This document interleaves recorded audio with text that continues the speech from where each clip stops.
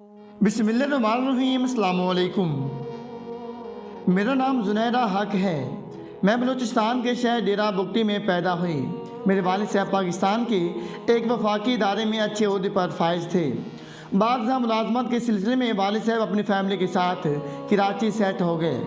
हम लोग 3 भाई 1 बहन, कुल 4 बहन भाई थे।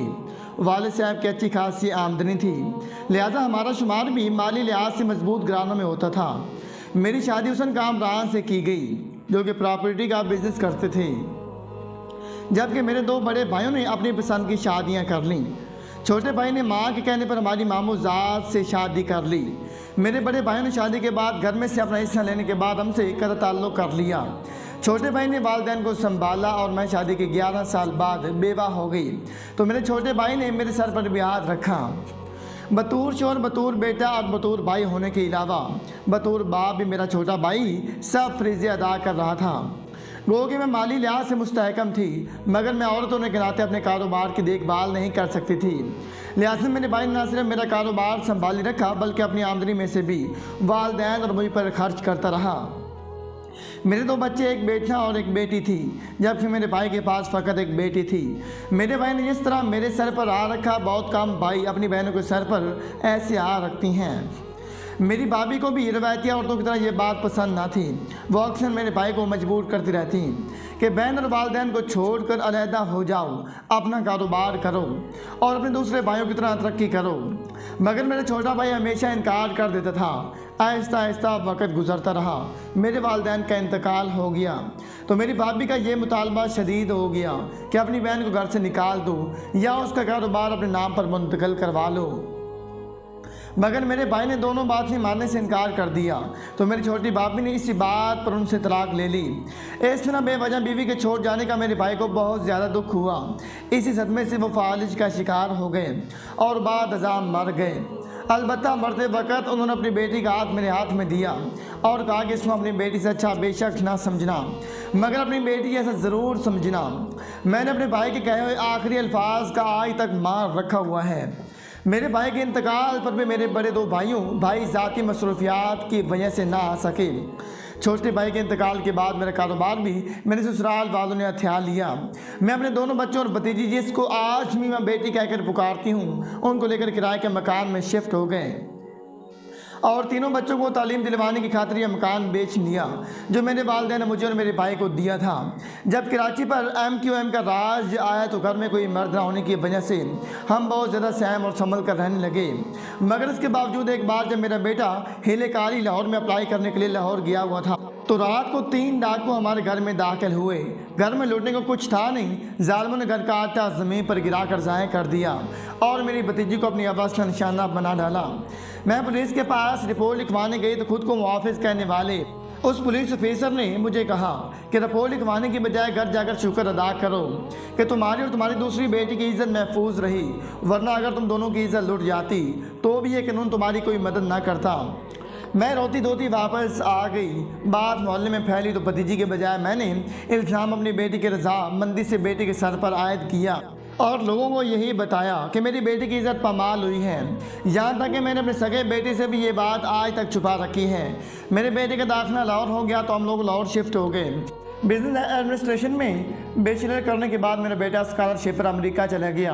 वहाँ पर बिज़नेस में मास्टर डिग्री लेने के बाद वहीं मुलाजमत शुरू कर दी और हमें भी अमेरिका में बुला लिया। आज मैं अमेरिका की रियासत ओरेगोन में मुकीम हूँ। मैंने बेटे की शादी अपने भतीजे के साथ कर दी है। जब मेरी बेटी की शादी कुवैत की एक बहुत बड़ी सियासी फैमिली जो यहीं अमेरिका में मुकीम है उनके बेटे से कर दी। मेरा बेटा एक प्राइवेट इदारे में जॉब करता है, अल्हम्दुलिल्लाह बहुत अच्छा कमा रहा है। जबकि मेरा दामाद एक प्राइवेट फ्लाइंग क्लब में बतौर फ्लाइंग इंस्ट्रक्टर कोच मुलाजमत कर रहा है। मेरी बेटी ने एक यतीम बच्चे की इज़्ज़त पर लगे दाग को अपने सर पर लिया ताकि उसकी आने वाली ज़िंदगी में मुश्किलात ना हों। तो उस छोटी सी नेकी के एवज़ अल्लाह ताला ने मेरी बेटी को वो आसाइशें अता कर दी जो हमने कभी सोची भी ना थी। जबकि मेरा बेटा आज भी यही समझता है कि उस रात इज़्ज़त उसकी बहन की लुटी थी, बीवी की नहीं। जबकि मेरी भतीजी मेरी और मेरी बेटी के कदमों पर अपना आप वारने को तैयार रहती है। और कुरान पाक पढ़ कर हमें दवाएं देती हैं। चंद दिन पहले टीवी पर प्रोग्राम सराम में एक पुलिस वाले को बेनकाब किया गया, जिसने एक 12 साल बच्चे के हाथ बांध कर बरहना करके वीडियो बनाई थी। तो जब यह प्रोग्राम मेरी भतीजी, जो अब मेरी बहू है, उसने भी सोशल मीडिया पर देख लिया। मेरी भतीजी उस दिन से मेरे बेटे की गैर मौजूदगी में हर वक्त मेरे सीने से लेकर रोती रहती है और मेरे बेटे की ज़िंदगी की दुआएं करने के साथ साथ अल्लाह ताला का शुक्र अदा करती हैं कि डाकुनुमा दरिंदों से इज़्ज़त पमाल करने के बाद पुलिस वालों से भी इज़्ज़त नहीं लुटवा बैठी। सबसे बड़ी हैरत की बात है कि वो उस पुलिस वाले को भी दुआएं देती हैं जिसने हम लोगों को पुलिस रिपोर्ट दर्ज करने के बजाय घर जाकर शुक्र अदा करने का कहा था। मैंने अपनी बहू से वजह पूछी तो उसने रोते हुए कहा था, माँ, इस्लामी जमहूरिया पाकिस्तान में लोगों को अल्लाह का खौफ नहीं है और फ़कत इंसानियत के नाते इस इंसान ने हमें इतनी बड़ी नसीहत की, इसलिए मैं उसके लिए भी दुआ गो हूँ। मैं जिसको एक वक्त खाना भी नसीब नहीं होता था, आज इस मकाम पर खड़ी है सब कुछ मुझे अपनी इस यतीम भतीजे पर की नेकी का मिला है और उसकी कायल हूँ। अल्लाह ताला छोटी सी नेकी का भी हज़ार या ज़्यादा अजर अता करता है। सायरा ने भी मोहब्बत की शादी की थी। जब वो उम्मीद से हुई और उसके शौहर को पता चला कि आने वाला बच्चा लड़की है, तो वो सायरा को सैर करवाने के बहाने नहर पर ले गया था और वहाँ सायरा के हाथ पाँव सायरा ही के दुपट्टे से बांध कर उसे नहर में फेंक दिया था। आप भी सुनिए सायरा की कहानी उसी किशोर की ज़बानी। मेरा नाम खाबिर रशीद है। मैं पाकिस्तान के सूबा पंजाब के शहर चनियोट के एक देहात से ताल्लुक़ रखता हूँ। मैं अपने गाँव ही नहीं बल्कि इलाके के चंद बड़े ज़मींदारों में से एक था। मैं वालिदैन के इकलौती औलाद था। इंतहाई नाज़ो आम में पला बड़ा था। मैं पंजाब यूनिवर्सिटी में ज़ेर तालीम था। मुझे मेरी एक क्लास फेलो सारा नामी लड़की से मोहब्बत हो गई थी। सायरा लाहौर शहर से ताल्लुक़ रखती थी। सायरा के वालिद साहब इंडस्ट्रियलिस्ट थे और सायरा के घराने का शुमार भी एलीट क्लास में होता था। सायरा 4 भाइयों की इकलौती बहन थी। वालिदैन और भाइयों को बेहद लाडली थी। सायरा के वालिदैन भी बुनियादी तौर पर ज़िम्मेदार थे। फिर उन्होंने अपना कारोबार शुरू किया और अपनी इंडस्ट्री लगा ली। सायरा बेहद खूबसूरत और इंतहाई ज़हीन थी। सायरा पर आधे से ज़्यादा पंजाब यूनिवर्सिटी के लड़के फिदा थे, मगर सायरा ने कभी किसी को मुँह भी नहीं लगाया था। मैं भी सायरा के दीवाना था। मैंने जैसे तैसे करके अपनी चिकनी चबड़ी बातों से सायरा को नाम निहाद मोहब्बत के शीशे में उतार लिया था। गो के बहुत सारी तसल्लियों, वादों और कस्मों के बाद सायरा ने मेरी मोहब्बत का यकीन किया था, मगर कर लिया था। जब सायरा को मैंने पूरी तरह मोहब्बत के जाल में फांस लिया और मुझे यकीन हो गया कि अब सायरा मेरे लिए किसी भी हद तक जा सकती है, तो मैंने सायरा को शादी के लिए प्रपोज़ कर दिया। मुझे यकीन था कि सायरा मेरा प्रपोज़ल कभी रिजेक्ट नहीं करेगी। ऐसा ही हुआ। सायरा ने मेरे मुताल्लिक़ घर में बात करने का वादा करते हुए मेरा प्रपोज़ल कबूल कर लिया और मुनासिब मौके का इंतज़ार करने लगी। मुनासिब मौका आने तक मैं सायरा के ज़हन और दिल में अपनी मोहब्बत का रंग भरता रहा, यहाँ तक कि सायरा मेरी खातिर इनकार की सूरत में अपने घर वालों की मर्ज़ी के ख़िलाफ़ जाकर कोर्ट मैरिज करने पर राज़ी हो गई। जब मुनासिब वक़्त आया और सायरा ने मेरे मुताल्लिक़ घर बात की, तो सायरा के वालिदैन ने सख्ती के साथ मना कर दिया, बल्कि सायरा के भाइयों ने उस पर तालीम हासिल करने तक की पाबंदी लगा दी और सायरा यूनिवर्सिटी छोड़कर घर बैठ गई। सायरा ने मौका मिलते हुए अपनी हमसाई के ज़रिए मुझसे राब्ता बहाल किया और यूँ मेरे कहने पर घर से फरार होकर मुझसे शादी कर ली। मगर मुझसे शादी के बाद सायरा के सर से मोहब्बत का भूत जल्द उतर गया। जब सायरा को मेरे वालिदैन ने कबूल करने से इनकार कर दिया, सायरा ने मुझे वालिदैन को छोड़कर अलग घर रहने पर मजबूर करना चाहा, मगर मैंने ये कहते हुए साफ इनकार कर दिया कि तुम किसी खातिर वालिदैन को छोड़ा तो आज तुम्हें कोई भी कबूल करने के लिए तैयार नहीं। अगर मैं भी तुम्हारी तरह वालिदैन को छोड़ दूँगा तो कल को मुझे भी मेरी औलाद या अजीज़ व अकारिब कबूल करने के लिए तैयार नहीं होंगे। मेरी बात सुनकर सायरा की ज़बान गंग होकर रह गई। वो मेरे गुस्सीले तासुरात और लहजे देखते हुए सहम गई और उसकी आंखों में नमी उतर आई। वो खामोशी से एक साइड पर बैठ गई और मैं घर से बाहर निकल गया। मेरे वालिदैन चूँकि ख़ानदानी तौर पर राइस थे, मैं तो सायरा की फैमिली और चाल चलन के बारे में जानता था, मगर वो सायरा को बतौर बहू तस्लीम करने पर तैयार ना हुए।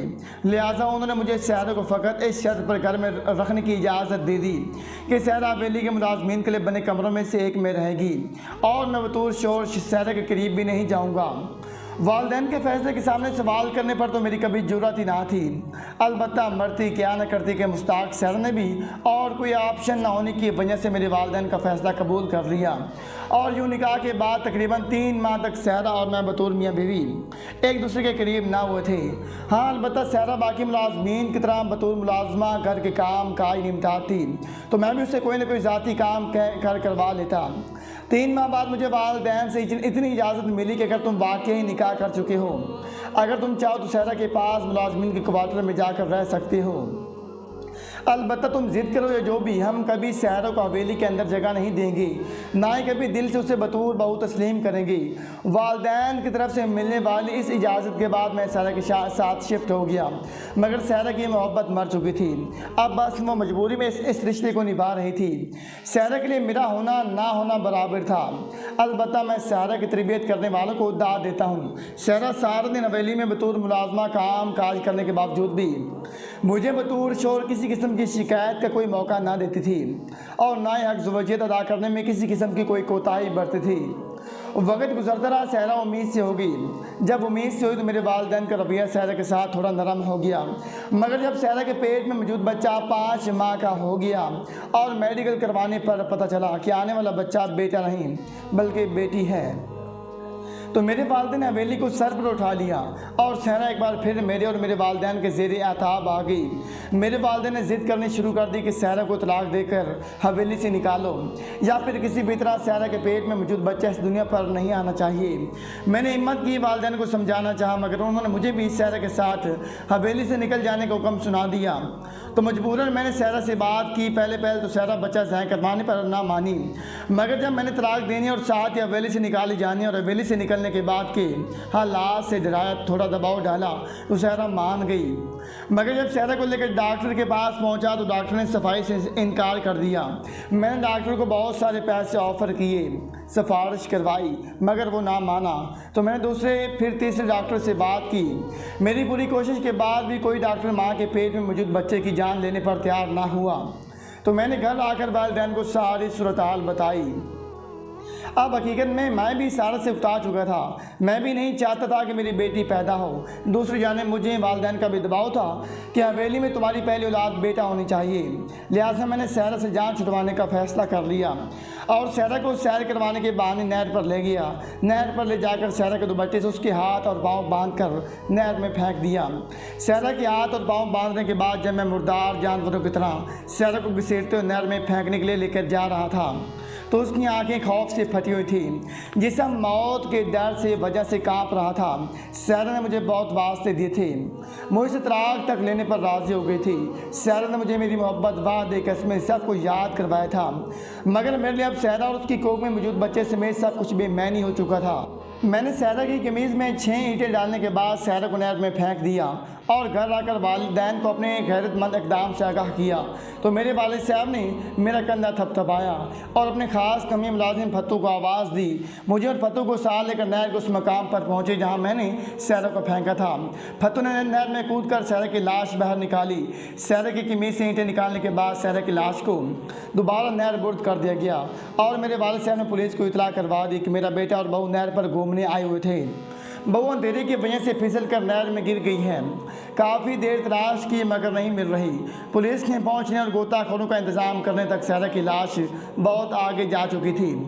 जब काफ़ी देर बाद भी गोताखोर सहरा की लाश ना तलाश कर सके तो पुलिस ने नहर के किनारे पर आने वाले तमाम गाँव में ऐलानात करवा दिए और यूँ सुबह तक सहरा की लाश मिल गई।